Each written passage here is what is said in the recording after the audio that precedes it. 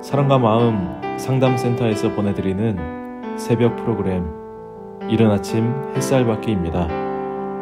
이 시간 말씀을 통해 자신의 존재를 인식하고 성찰하며 하나님의 은혜를 누리는 시간 되시길 바랍니다.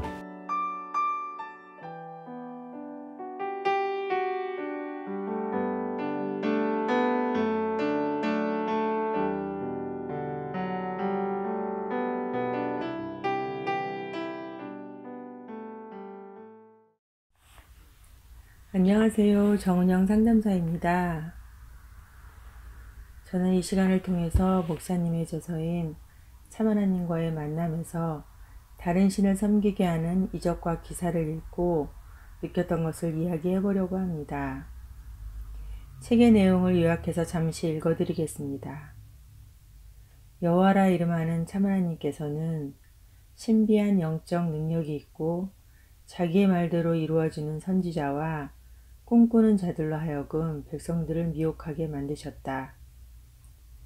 미혹을 심어 백성들의 마음을 시험하면서 백성들에게 능력자들의 이적과 기사를 신경 쓰지 말고 그들을 따르지 말라는 것이다. 참으로 어려운 일이다. 도리어 다른 신의 이름을 대면서 노골적으로 이야기한다면 아마 분별할 수 있을지도 모른다. 하나님의 이름을 여호와라고 말하면서 여호와의 말씀이 아닌 다른 형태의 신앙을 만들어 간다면 이는 어찌할 수 없는 혼탁한 신앙생활을 만들어낼 것이다. 결국 이렇게 되면 말로는 하나님 여호와를 섬기는 것이나 실제는 아닌 것이다. 목사님의 저서인 참 하나님과의 만남에서 보면 예수님께서 내 마음속에 계시면 내 마음은 어떤 반응이 생기고 또 어떤 현상이 나타나는 것일까? 라는 질문을 우리에게 던지십니다. 그러면서 이를 깨닫는 것이 나에게 역사하는 영의 실체를 분별할 수 있는 것이라고 말씀해 주셨습니다. 저는 나에게 하나님의 영이 역사한 것인지 아니면 다른 신의 영이 역사한 것인지를 분별해야 됨을 이제는 말할 수 있게 되었습니다. 이전에는요, 내가 하나님의 이름을 부르고 기도의 응답을 받고 또 기적 같은 일이 발생하고 있다는 사실 하나로 하나님이 나에게 역사한다고 믿었었습니다. 하나님의 이름을 부르고 기도하면서 기도한 대로 이루어지는데 이것이 하나님이 아닌 다른 신이 응답해 주셨다고 의심할 사람이 얼마나 되겠습니까? 그러나 목사님은 기적과 이적을 분별해야 하며 이 기적과 이적은 다른 신을 섬기게 하는 영적 미혹으로 활용될 수 있음을 알려주셨습니다. 하나님은 내가 믿는 자라면 나의 믿음을 시험하고 확인해 봐야 한다고 말씀하고 계십니다. 고린도후서 13장 5절 말씀입니다. 너희가 믿음에 있는가 너희 자신을 시험하고 너희 자신을 확증하라. 예수 그리스도께서 너희 안에 계신 줄을 너희가 스스로 알지 못하느냐? 그렇지 않으면 버리운 자니라. 저는 이전에 생각했던 믿음은 하나님이 내가 원하는 것을 하나님의 뜻대로 구하면 해주실 것이라고 믿는 것을 믿음이라고 생각했었습니다. 그러나 아무리 기도를 해도 내 생각에 될 것 같지 않는 생각이 들면 믿음이 없다고 나 스스로를 자책했었습니다. 한 번은요, 저희 큰아이가 7살 무렵이었는데요. 머리가 너무 아프다고 하면서 토하는 일이 반복되어서 대학병원 소아과를 갔었습니다. 그 당시 유행하던 뇌수막염이라는 판명을 받았습니다. 의사는 당장 입원해서 치료를 받아야 한다고 하였는데 그 당시 병원에 입원할 형편이 되지 않아서 약만 지어오고 하나님께 간절히 기도하며 고쳐주시기를 기도했었습니다. 돈이 없어 병원에 입원시켜 치료해주지 못하는 부모의 참담한 심정으로 얼마나 열심히 기도했는지 모릅니다. 그런데 큰아이는 약을 먹고 차도를 보였고요. 또 회복되어서 건강해졌습니다. 그때의 저의 경험은 내가 원하는 것을 들어주시는 하나님으로 믿으면서 믿음에 대한 의미가 나의 원하는 대로 이루어지는 것으로 해석되었습니다. 그 이후로도 그 신앙은 분별되어질 이유를 찾지 못했던 것 같습니다. 나를 향한 하나님의 뜻은 죄에서의 구원인데 겉포장은 하나님의 뜻이라고 하면서 마음속에서는 내가 원하는 것, 이생의 자랑, 육신의 정욕, 안목의 정욕을 채워주는 다른 신에게 기도하면서 영적으로 미혹되어 있는 줄도 몰랐습니다. 그러면서 기도를 열심히 하고 있다는 행위에 도취되어 있었던 것 같습니다. 하나님의 말씀이 아닌 다른 형태의 신앙을 만들어가는 혼탁한 신앙생활을 하고 있었던 것을 몰랐던 것입니다. 나의 자기애적 욕구는 정서적 유익과 물질적 만족과 안정감을 채워주지 않는 남편을 원망하고 또 채워지지 않는 불안과 원망을 가지고 이름만 하나님이라고 붙여놓은 다른 신 앞에 가져가 기도하게 하였습니다.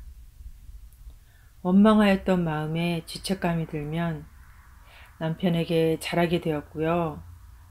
그런데 또 마음에서는 이거는 남편을 생각해서 그렇게 한 거야 라는 생각이 올라오면 상대를 위한다는 선한 의도가 남편을 무시하고 내가 하나님이 되어서 나의 옳다함을 주장하고 있었고 상대를 통제해야 하는 일상이 반복되었습니다.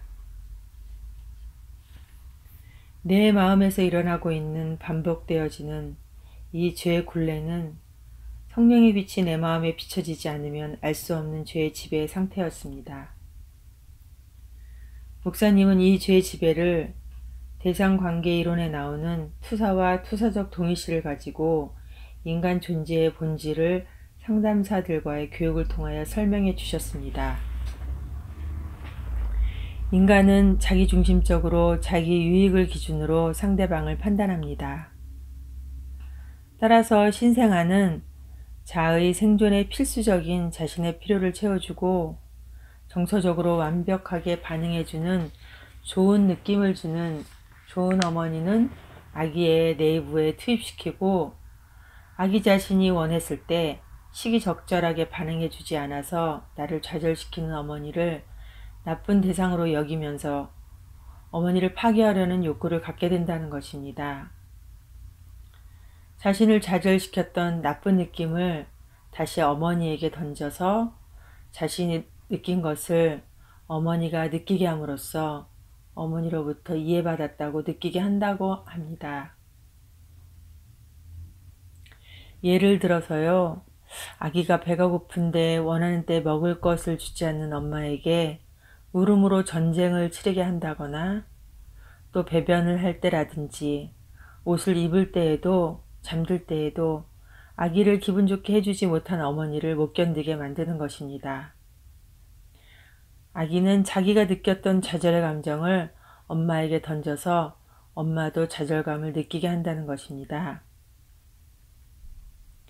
이와 같이 투사적 동일시는 신생아에게 나쁜 느낌을 처리하는 방어, 그리고 소통의 한 방식으로 사용된다라고 말합니다. 그렇게 함으로써 유아는 대상을 통제하고 소유하는 전지적 환상을 즐긴다고 말하고 있습니다. 나의 존재는 태어나면서부터 나의 필요에 따라서 내가 원하는 것이 이루어지면 좋은 것으로, 나의 필요에 따라 내가 원하는 것이 채워지지 않으면 나쁜 것으로 인식하기에 내가 나를 판단하여 나쁘다고 생각하는 것을 수치로 여깁니다.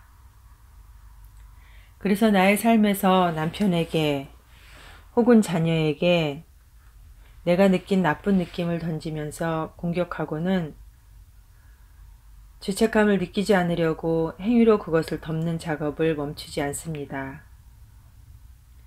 인간이라는 존재는 자기를 끊임없이 생산해낼 수밖에 없는 존재라는 것을 알게 되었습니다.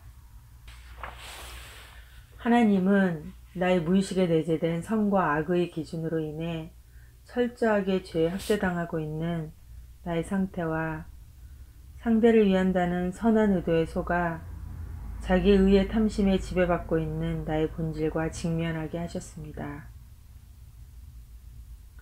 전도서 3장에서 말씀하신 것과 같이 짐승과 다름없는 나의 영적 상태, 평생에 미친 마음을 품고 정욕과 탐심에 지배받아 살 수밖에 없는 존재가 나인 것입니다. 하나님 아버지, 탐심을 하나님께 던지는 것을 쉴 수 없는 저를 십자가에 못 박아 주십시오. 예수 그리스도의 십자가의 대속의 은총으로 이런 저를 받아주시고 세상을 이기는 믿음이 오늘 나에게 있게 하여 주시옵소서.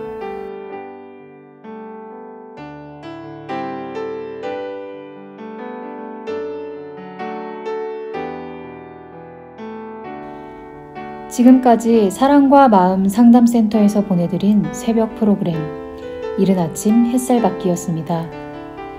오늘도 마음을 치료하시는 하나님의 사랑을 느끼며 믿음 안에서 마음의 쉼을 누리는 하루를 보내시길 바랍니다.